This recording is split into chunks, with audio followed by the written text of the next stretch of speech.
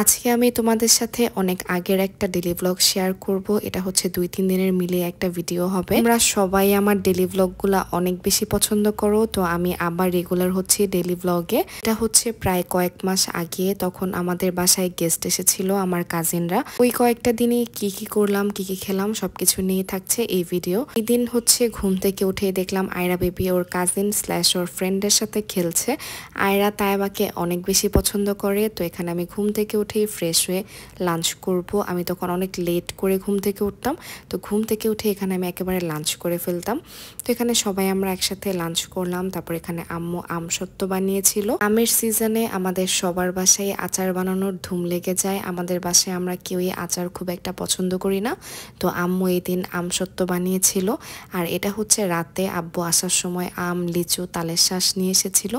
এই সামারে প্রত্যেকটা দিন আব্বু আম এনেছে, একদিন পর পর লিচু এনেছে। আমি আয়রা আম লিচু অনেক পছন্দ করি খেতে।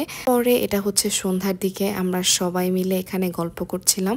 আর এখানে মিনহাদের বিড়ালও এসেছিল। আমি বিড়াল অনেক ভয় পাই। আমরা অনেক রাত পর্যন্ত গল্প করেছিলাম। তো মিডনাইটে আমি মিনহা টিনার জন্য স্যান্ডউইচ বানিয়ে দিয়েছি। বাসায় স্যান্ডউইচের স্প্রেড থাকলে যখন তখন পাউরুটি দিয়ে স্যান্ডউইচ বানিয়ে খাওয়া যায়। তো এখানে আমি আর টিনা স্যান্ডউইচ খেয়ে ঘুমিয়ে পড়েছিলাম, মিনহা আর খাইনি। তারপর এখানে ঘুম থেকে উঠে চলে গেলাম আমার আয়রা বেবি আর সিয়ারা বেবিকে দেখতে। তারপর এখানে আমি সকালে নাস্তা করব সেই লেফট ওভার স্যান্ডউইচের স্প্রেড দিয়ে, সাথে একটা ফ্রোজেন পরোটার সাথে ডিম ভেজে নিয়েছি, আর উপর থেকে এই স্প্রেডটা দিয়ে একটা র্যাপ বানিয়ে নিয়েছি।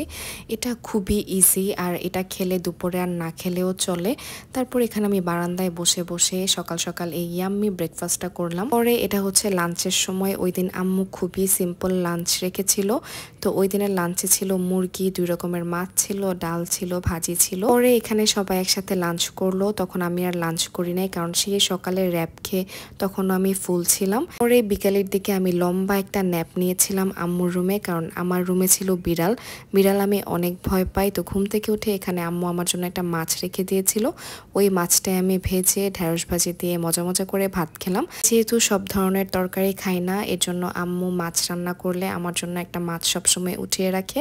আমি খাওয়ার আগে জাস্ট ভেজে নিয়ে খেয়ে ফেলি। পরে এটা হচ্ছে সন্ধ্যার নাস্তায়। ওই দিন সন্ধ্যার নাস্তায় ছিল পেঁয়াজু স্যান্ডউইচ আর ছিল আম। যেহেতু আমি একটু আগে ভাত খেয়েছি, এর জন্য তখন আমি আর কোনো স্ন্যাক্স খাইনি।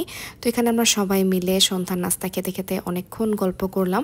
তারপর এখানে ওই দিন আমার আয়রা বেবি অনেক আর্লি ঘুমিয়ে পড়েছিল। তারপর এটা হচ্ছে রাতে সবাই একসাথে থাকলে শুধু একটু পরপর গল্পই করা হয়। তারপরে এটা হচ্ছে এর পরের দিন সকালবেলা ঘুম থেকে উঠে বারান্দায় যেয়ে দেখি অনেক পরিমাণে সানি, আর একটু পরে দেখি ওয়েদারটা অনেক ক্লাউডি হয়ে গিয়েছিল।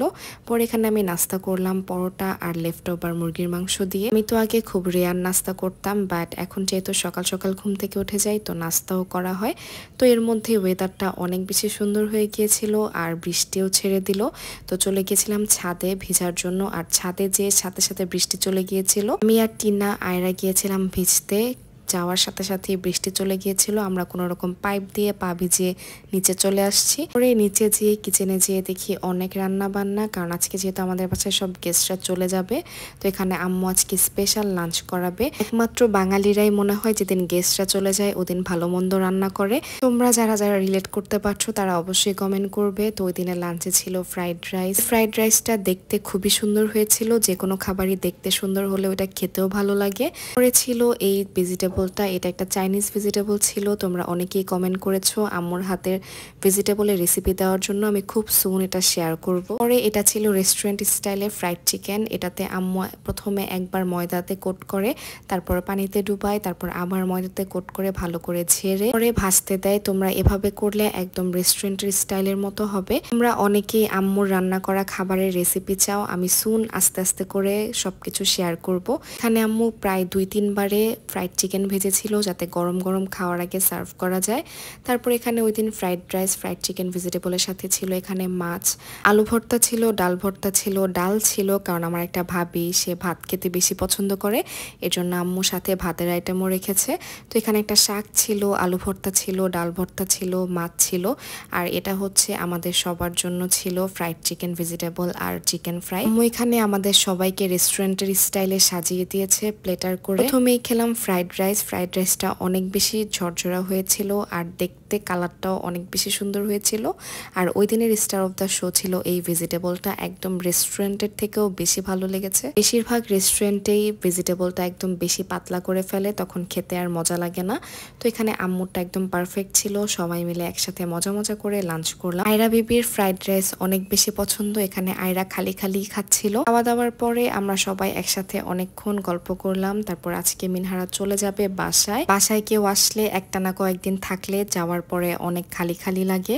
তো এখানে সন্ধ্যার দিকে আয়রা আর তাইবা নাস্তা করছিল। সবাইকে বাই বাই দিয়ে আমি চলে গেলাম শাওয়ার নিতে। আর এটা হচ্ছে একেবারে রাতে, আব্বু আসার সময় আম লিচু নিয়ে আসছিল। তো এটাই ছিল আমার 3 দিনের লং একটা blog. That was it for today. Thank you so much for watching. Take care and bye by.